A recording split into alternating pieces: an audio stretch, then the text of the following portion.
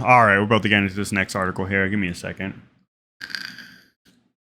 Hope you all are doing good, man. I appreciate you guys following me. Shit. We'll get up there eventually, man. We will, bro. Like I said, fucking Procast 100 years. All right, one more puff. All right. So this next article is I think it's good news, you know what I mean? So the rail union, they've been on strike. The article's gonna get into why, but Biden kind of came in at the last moment before the strike started to prevent like a major like supply chain issue and like kind of economic crisis, because don't get it twisted, the rail unions, when they organize and use their power as workers, they run shit, man, and they can get what they want. And that's why I'm hoping that instead of agreeing with this tentative agreement, which they haven't like fully accepted yet, I'm hoping that they do strike. It may hurt the economy in the short term, but in the long term, it'll be good for them and it'll be good for the worker. You know what I mean? It shows people that they don't have to take the fucking abuse anymore from these rapacious, insane, sociopathic people who run these corporations, you know?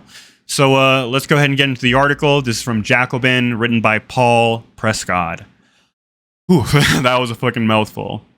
Rail unions and employers have a tentative agreement, but a strike isn't off the table. Over the last few days, the country has been jolted into reckoning with the profound implications of a national freight railroad workers' strike. Though some journalists with knowledge of the rail industry or the labor movement have been sounding the alarm for months, the last 24 hours have seen mainstream media outlets publish increasingly frantic articles about the potential for a strike.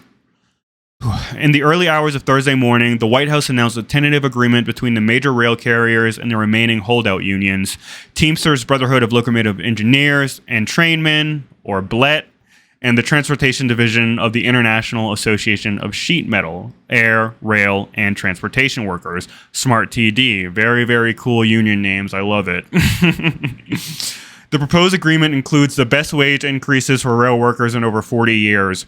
Workers would have a 24% wage increase by 2024, including an immediate 14% raise. The union also managed to win no increases to healthcare copays and deductibles, a key sticking point that was underreported in the media. Excuse me. Two-person crews are protected in this agreement, a critical safety issue that the carriers have been trying to attack. Yeah, so the railroad companies were literally just trying to have a single person running these huge fucking freight trains, which is obviously ridiculous. It would just increase just accidents and just, it's not good, obviously. You know what I mean? Anything to save money, bro, when they already make fucking billions and billions of dollars, more money than they know what to do with. This is one of those industries that constantly do stock buybacks and all that bullshit, man. So they don't need to cut costs. They just want to eke out as much of those sweet, sweet dollar bills as possible, man. You know? On paid time off and sick days, perhaps the most defining issue of the dispute, the gains are more ambiguous. Rail workers have no sick days and a very limited amount of paid time off, making the job increasingly unsustainable for any kind of family life. In a letter from SMART to congressional leadership yesterday, the union said, the railroads have taken away our members' ability to be a worthy parent and dependable spouse, and they have eliminated any realistic means for an employee to receive medical services. And that's why I said I hope they do end up not taking this deal and striking. Come on, man. One paid sick day? That's fucking ridiculous, man. They expect you to be a fucking robot and have no life, man. Why don't they say the average wage and amount of time off why don't they say the average wage and amount of time off that they have? That is a good question, man. I'd have to look that up. I'm not too sure, but I'm sure it's not anywhere near what they need, man. I mean, most jobs have no fucking paid time off, no sick days, you know what I mean? So whatever they get for them is a positive in my eyes. You know what I mean? Even if their industry standard is a little bit better than the average of other industry standards, I mean, for me, give the workers as much as possible. Fuck the corporations. They're a bunch of fucking parasites. That's my opinion, man, you know? And like I said, one paid sick day is just stupid, man. That's just like wage slavery. I mean, not wage, but like, and like close to just fucking slavery, man. Like living to work and nothing else in between. It's not how the world should operate, man, you know? The tentative agreement allows workers to take some unpaid sick days without losing attendance points, though it still is not known exactly how many. Workers would be granted only one single paid sick day. Like I said, this is a far cry from the rail union's original demand of 15 paid sick days. As Bernie Sanders pointed out yesterday during his testimony in Congress, it would cost the rail carriers a total of $688 million per year to fulfill this demand.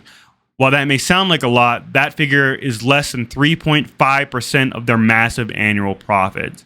Think about that, man. They're so unwilling to give the workers a life worth living that they won't part with 3.5% of their profits.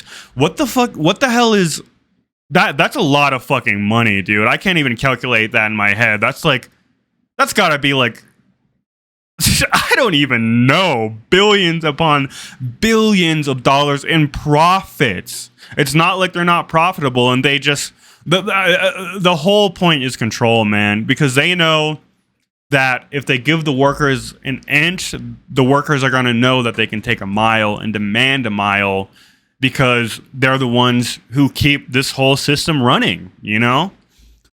In fact, the rail carriers are profiting more than ever as they push their workers to the breaking point. The adoption of precision schedule railroading has dramatically reduced the number of workers while delivering immense gains to Wall Street.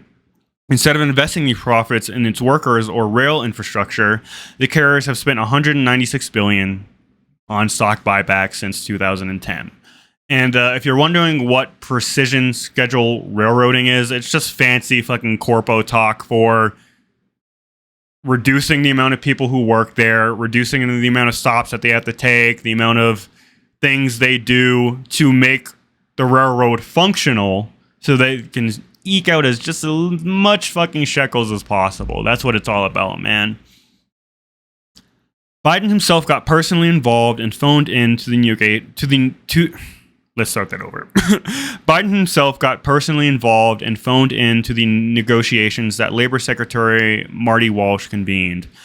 White House aides worked to create contingency plans for the supply chain in the event of a strike. Republicans attempted to pass a resolution that would have enabled Congress to force workers to accept the deal, which was fortunately blocked by who else? Senator Bernie Sanders. Can you believe that shit, man? These people are such parasites. They were going to try to force the fucking workers to just eat their own shit, basically, man. Gotta love Republicans.